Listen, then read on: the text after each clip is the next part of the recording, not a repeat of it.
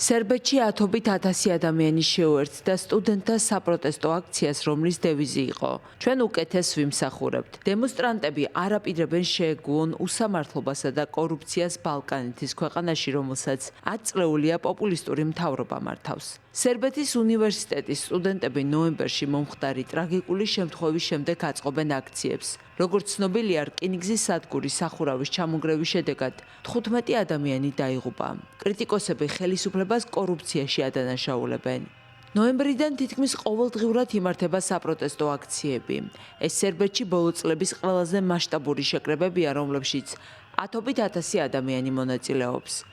აქციის მონაწილეები ქვეყნის ყველა რეგიონიდან ჩავიდნენ ქალაქ ნიშში, რომელიც ბელგრადიდან დაახლოებით 200 კილომეტრში სამხრეთით მდებარეობს. სტუდენტებმა საზოგადოების მხარდაჭერა მოიპოვეს განსაკუთრებით კი იმ ადამიანებისგან, რომლებიც პოლიტიკოსების ქმედებების გამო დაზარალდნენ და ცვლილებების იმედი აქვთ დაკარგული. სერბეთი ოფიციალურად ევროკავშირის წევრობის კანდიდატია, თუმცა ალექსანდრ ვუჩიჩსა და მის მემარჯვენე პროგრესულ პარტიას ხშირად ადანაშაულებენ დემოკრატიული თავისუფლებების შეზღუდვასა და მასშტაბური კორუფციის ხელშეწყობაში.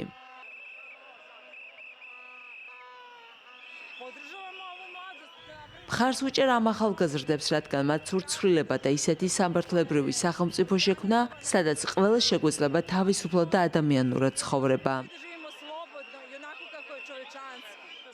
აქ ვარ სტუდენტების მხარდასაჭერად. ჩვენ ვიბრძვით უფრო სამართლიანი საზოგადოებისთვის სერბეთში. დროა გავიღვიძოთ და გავიაზროთ, რომ კანონის წინაშე ყველა თანასწორია.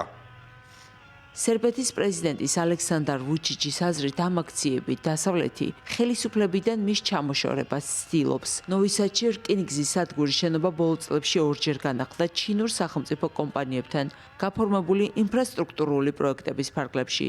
სერბეთის საზოგადოების დიდი ნაწილი ფიქრობს, რომ რეკონსტრუქცია უხარისხოდ ჩატარდა და მშენებლობის უსაფრთხოების წესები დაირღვა, რაც კორუფციის მასშტაბებზე მიუთითებს.